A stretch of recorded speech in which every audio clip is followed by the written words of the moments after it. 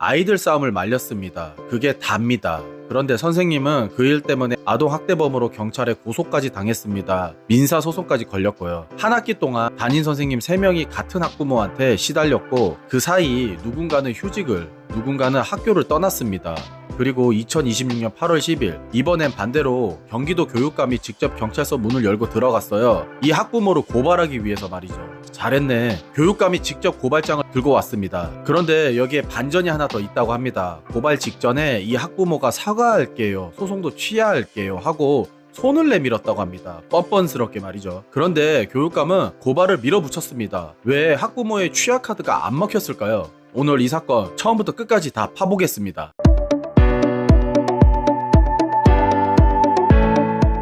자, 사건은 경기도 부천의 오정초등학교라고 합니다. 시작은 정말 별거 아니었어요. 아이들 사이에서 다툼이 있었고 담임 선생님은 그걸 중재를 했습니다. 교실에서 매일같이 벌어지는 일, 선생님이라면 당연히 하는 그 일이죠. 그런데 문제는 여기서부터 뒤틀립니다. 한 학부모가 이 중재를 문제 삼으면서 민원을 넣기 시작했습니다. 한두 번이 아니라고 합니다. 그냥 반복적으로, 심지어 학교 앞에서 피켓을 들고 시위까지 했다고 합니다. 손팻말 들고 학교 정문 앞에 서 있는 그런 거 말이죠. 자, 여러분 상상해보세요. 매일 출근하는 학교 정문 앞에 나를 겨냥한 피켓이 서 있는 거예요. 그 앞을 그냥 교실로 들어가야 하는 선생님의 마음은 정말 어땠을까요? 더 무서운 건 규모입니다. 이 한 학부모 때문에 한 학기 동안 담임 선생님이 무려 3번이나 바뀌었습니다. 3명이 차례로 견디다 결국 버티지 못한 거죠. 그 과정에서 휴직과 퇴직이 이어졌다고 합니다. 참 안타깝습니다. 자, 여기까지만 보면 명백하죠. 누가 봐도 학부모의 지나친 민원 문제입니다. 실제로 학교 교권보호위원회도 이렇게 판단을 했습니다. 이 학부모의 행위는 교육활동 침해로 공식 인정했습니다. 제도가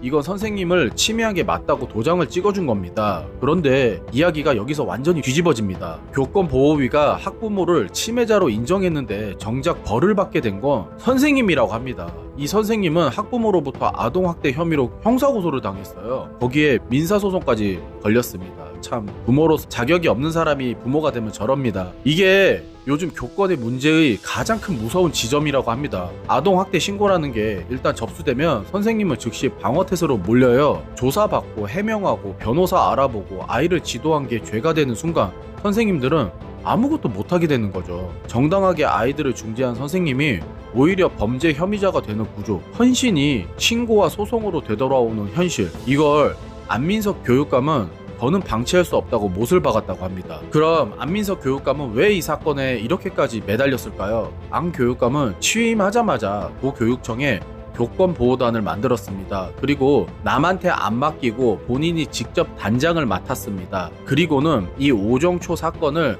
교권보호단이 다루는 바로 1호 시안으로 딱 지정했습니다. 첫 번째 사건으로 말이죠. 즉, 상징적인 카드로 이 사건을 골랐다는 겁니다. 첫 단추는 여기서 채우겠다. 피해자 교사도 만나고 학교 관계자도 만나서 대응책을 계속 검토해왔다고 합니다. 참고로 암 교육감은 올해 국회의원을 지낸 정치인 출신입니다. 당선인 시절엔 넷플릭스 드라마 참교육을 10회까지 다 봤다면서 드라마에 나오는 교권보호기관을 실제로 만들자고 제안까지 했습니다. 그러니까 이번 고발은 즉흥적으로 한 게 아니라 안 교육감이 그리던 큰 그림의 첫 장면인 거죠. 자, 이거는 정치적인 성향을 떠나서 응원해줘야 됩니다. 안 교육감은. 저도 사실은 안 교육감 국회의원 하던 시절 그렇게 썩 좋아하진 않았습니다. 그런데 참 잘한 일이네요. 자, 다시 본론으로 넘어가서 오늘의 핵심이죠. 고발 직전 학부모가 태도를 바꿨습니다. 참 뻔뻔스럽죠. 이 사람 그냥 얼굴 공개해야 돼요. 이거 아유, 대망신을 한번 줘야 되죠. 선생님한테 사과하겠다. 참, 내가 소송한 거 취하하겠다. 보통 여기서 사과했으니 됐다고 그냥 끝내기 쉽잖아요. 학교는 그렇죠. 네? 그런데 안교육감은 고민 끝에 그래도 고발을 강행합니다. 잘했어요. 왜일까요? 이 취하카드 감정보다 계산으로 읽어야 될 것 같습니다. 자, 하나씩 뜯어볼게요. 첫째, 상대가 바뀌었습니다. 원래 이 싸움은 학부모 대 교사 개인이었어요. 참, 개인은 흔들기 쉽죠. 그런데 교육감이 고발장을 들고 경찰서에 들어가는 순간 상대가 경기도 교육청이라는 조직으로 바뀝니다. 변호사에 전담관에 언론까지 붙은 상대죠. 판이 불리해지니까 발을 빼려는 거죠. 둘째, 반성 정황을 만들기입니다. 이제 학부모 본인이 형사 피고발인이 됐잖아요. 우리 형사 절차에서 사과와 합의, 피해 회복 노력은 처벌 수위를 낮추는 핵심 사유입니다. 미리 사과했다, 소도 취하했다는 기록을 만들어두면 나중에 저는 반성하고 수습하려고 했다는 방패로 쓸 수 있다는 거죠. 참 뻔뻔스럽죠. 부모로서 자격이 없는 사람들입니다. 자, 가해자에서 수습하려던 사람으로 이미지를 세탁한 거라고 저는 생각을 합니다. 자, 세 번째, 무고 리스크 차단입니다. 교권보호위가 이미 학부모 행위를 침해로 인정한 상태에서 교사를 아동학대로 고소했으니 그 고소 자체가 무고 논란으로 되돌아올 수 있습니다. 소를 취하는 건 그 폭탄 던지기 전에 발을 빼려는 후퇴로 볼 수가 있습니다. 참, 나쁜 것만 배웠네요. 제 영상 꼭 보세요. 당신은 나쁜 것만 배웠고 당신 자식이 아들인지 딸인지 모르겠지만 참 뭘 보고 크겠어요. 그 선생님들한테 진짜 무릎 꿇고 사과하세요. 자, 본론으로 다시 돌아가겠습니다. 그런데 여기서 학부모의 결정적 착오가 있습니다. 제가 알아보니까 취하로 사건을 닫으려는 계산의 전제는 교사만 달래면 끝난다는 거죠. 하지만 교육감의 고발은 교사 개인의 용서와는 완전히 다른 트랙입니다. 교사가 봐준다고 해서 교육감이 낸 고발이 자동으로 사라지진 않습니다. 쉽게 말하면 이렇습니다.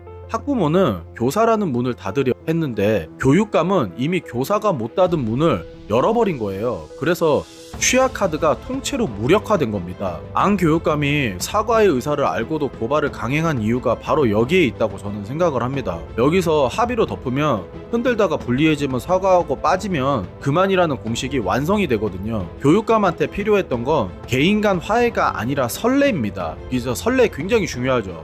이걸 1호 사안으로 못 박은 이유이기도 합니다. 이 학부모가 사과하고 빠져서 사건이 무마되는 선례가 되잖아요. 그러면은 똑같은 일이 또 발생이 되는 겁니다. 안 교육감 이번에 정말 잘했어요. 당신 별로 안 좋아했는데 잘했어요. 그런데 여기서 저는 솔직해져 볼게요. 이 이야기 마냥 선생님은 무조건 피해자로만 끌고 가면 반쪽짜리가 될 수 있습니다. 너무 편파죠. 그래서 제가 학교 다니던 시절을 한번 떠올려 볼게요. 그때는요, 솔직히 교사라는 이름표만 달았지 자격이 있었나 싶은 어른도 분명히 있었습니다. 수업 못 따라온다고, 준비물 안 챙겨왔다고, 그냥 심지어는 그냥 기분 안 좋다고 개인 감정으로 때리고 모욕 주던 사람들이 있었어요. 정말 많이 맞았죠. 저도 그때 그게 교육이라는 이름으로 다 넘어갔었어요. 맞아도 집에 가서 말도 못했어요. 말했잖아요. 오히려 더 맞았죠. 그 시절의 상처가 지금 부모 세대의 마음에 그대로 쌓여있는 것 같습니다. 학교는 못 믿는다, 선생은 못 믿는다, 이 불신은 그냥 생긴 게 아니에요. 누군가가 만들어낸 겁니다.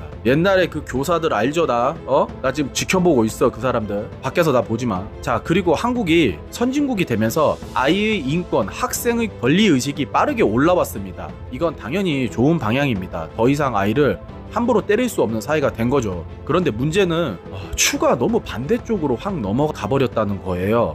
교사의 부당한 권력을 견제하려고 만든 장치들이 이제는 정당한 교육까지 무력화하는 무기로 쓰고 있다는 겁니다. 아동학대 신고 한 번이면 선생님이 즉시 손발이 묶이는 지금 구조가 바로 그 과잉 교정의 결과인 거죠. 그러니까 이건 착한 부모 대 나쁜 선생 이야기도, 억울한 선생 대 진상 학부모 이야기도 아닌 겁니다. 한쪽으로 심하게 기울었던 추를 이제 어디쯤에서 멈춰 세울 거냐는 균형의 문제라는 겁니다. 오종초 사건은 그 균형점을 다시 묻는 신호탄으로 볼 수 있는 겁니다. 고발은 사실상 상징이라고 볼 수가 있죠. 같은 날 안 교육감이 발표한 진짜 시스템이 하나 더 있었어요. 교권보호 전담관입니다. 전국 최초입니다. 무려 300명을 최종 선발했습니다. 면면이 화려합니다. 변호사, 의사, 전현직 경찰, 전현직 교사, 상담사, 갈등 조정 전문가, 이 중 전문가만 160명이고요.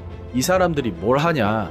악성 민원이나 아동학대 피신고, 중대한 교육활동 침해로 힘들어하는 선생님을 사건 초기부터 종결까지 1대1로 붙어서 지원을 합니다. 이제 균형이 점점 맞춰지고 있는 거죠. 혼자 변호사 알아보고 혼자 진술서 쓰고 혼자 밤새우던 선생님 옆에 이제 법률 상담, 갈등 조정을 다 해주는 사람이 붙는다는 겁니다. 13일과 18일에 연수를 하고 22일에 발대식을 열어서 본격 가동한다고 합니다. 이번 고발이 협박하면 책임 묻는다는 채찍이라면 전담관 300명은 선생님 혼자 두지 않겠다는 방패인 거죠. 자, 통쾌하죠. 그런데 균형을 위해 하나만 더 짚을게요. 학부모도 아직은 피고발 단계입니다. 고발이 곧 유죄는 아니죠. 수사와 재판이 남아있고 우리가 접하는 건 교육청 쪽 설명이 중심이라는 점은 감안해야 합니다.